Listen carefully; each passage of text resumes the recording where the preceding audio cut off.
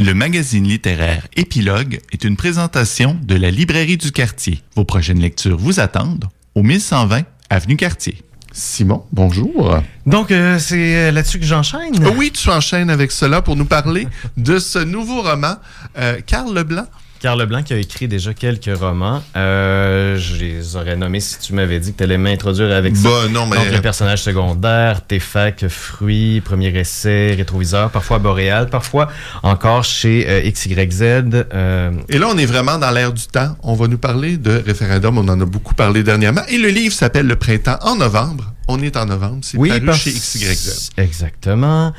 Je veux dire dès le début que j'ai fait dans les dernières semaines plus d'essais et j'ai plus de facilité à vous faire une chronique sur les essais. Donc, ceci étant dit, j'ai abordé le roman avec beaucoup de plaisir en me disant « OK, on est en printemps-novembre, donc il va y avoir quelque chose qui va fleurir, il va y avoir un renouveau. C'est le novembre de quoi? » Et on voit René Lévesque sur la page couverture. Donc, on est au moment de l'élection, comme je l'ai dit tout à l'heure, là, du Parti québécois, le 15 novembre 1976.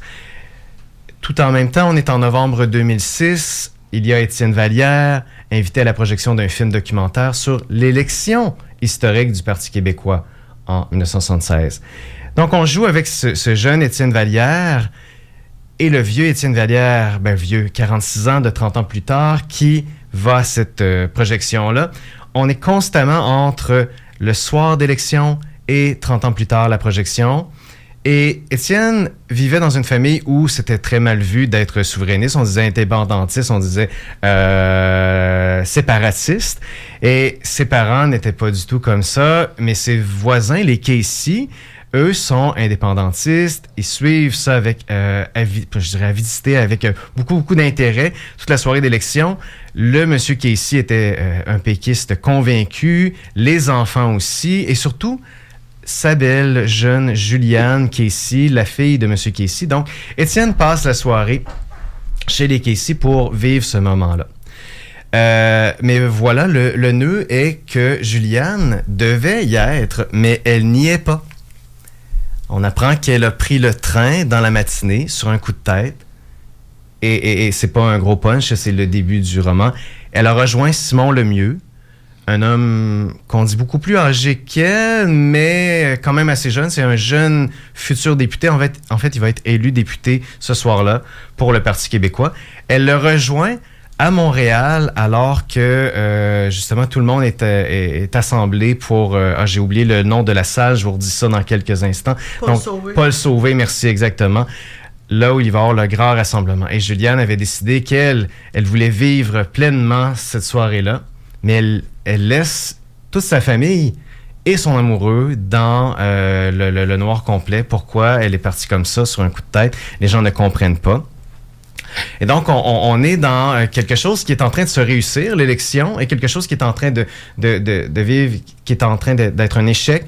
L'échec amoureux, en fait, entre Juliane et Étienne. De cette relation-là entre la victoire et l'échec, naissent plein de souvenirs, et j'ai l'impression qu'on est dans les souvenirs de l'auteur constamment. Donc, je ne sais pas c'est où que ça se... Oui, c'est où s'arrête l'autofiction? Oui, oui, exactement. Casey, j'ai fait un petit peu de recherche, c'est une famille qui existe réellement, c'est dans la Gaspésie, et Karl Leblanc est né de la Gaspésie également. Alors, on sent qu'il a voulu s'inspirer de quelque chose qu'il a probablement vécu ce soir-là, ou sinon juste entendu, mais en tout cas, c'est trop proche. Et tout dans cette nostalgie-là, on semble nous tirer vers comment vivre autant d'émotions en même temps. Je vais vous amener vers les émotions dans quelques secondes. Oui. Vas-y, Annie, qu'est-ce que tu disais? Non, des émotions contradictoires. Des émotions totalement contradictoires. T'as du très fort, t'as du très puissant, très faible aussi. Comment tu fais pour équilibrer tout ça, là? C'est exactement ça qui est déchirant dans la lecture de ce roman-là, puisque on ne sait pas vers où l'auteur va nous amener. Est-ce qu'on est dans cette soirée-là merveilleuse ou on est dans la rupture qui s'est passée? Alors, on pensait que c'était le début, le printemps du peuple québécois, aussi du pays du Québec. plein de poésie dans cette prose-là, très inspirée, beaucoup d'images évocatrices, l'impression d'avoir un horizon qui s'ouvre, la fin de la noirceur, mais en même temps l'angoisse la plus grande, qu'est-ce qui allait se passer après? Il y a tellement d'incrédulité, est-ce qu'on vit pas l'histoire avec un grand H à ce moment-là? C'est le personnel dans l'universel, là, c'est ça. Oui.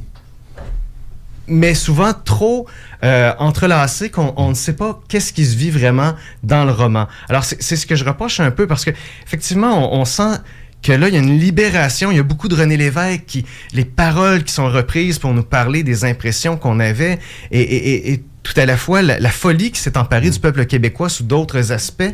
On avait cette impression-là qu'on vivait un moment peut-être chaotique. Qu'est-ce qui allait devenir de ce peuple-là? Mais c'est toujours interrompu d'un côté, de l'autre. On passe à 2006, 1976, et là, on se demande...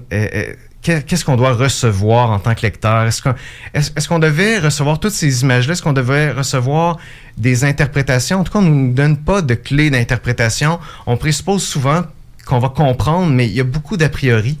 Alors, l'auteur nous présente souvent mal ce qu'il veut nous dire, et c'est ça que je lui reproche, parce que c'est tellement riche d'images, de sentiments, que j'aurais aimé un meilleur découpage pour bien comprendre dans quelle direction il voulait nous emmener. Alors, même s'il y avait autant de mélange que ça, même s'il y avait autant de... Peut-être c'est un fatalisme très accompli dans toutes les directions, parce que finalement, on apprend que le personnage, au bout de 30 ans, il est... Tout est un échec, parce que même s'il y a eu l'élection en 1976, pour lui, en 2006, il n'a pas eu son pays, il y a eu des référendums échoués, et donc il a l'impression que il n'y a plus rien qui peut être modifié. Et c'est très étrange par rapport à ce qu'on a vécu dans les dernières semaines avec le possible référendum qui arrive. Alors, c'est l'histoire d'un coït interrompu. Sur deux plans. Bref, on sent quelques réserves à ta lecture quand même. Mais j'ai bien aimé toutes les émotions, ça je dois le dire. Donc, Le printemps en novembre, Karl Leblanc. Lisez-le pour aller chercher l'impression de ce qui se passait en 1976. Ça vaut vraiment la peine. Voilà, donc on découvre ça chez XYZ. Merci beaucoup, Simon.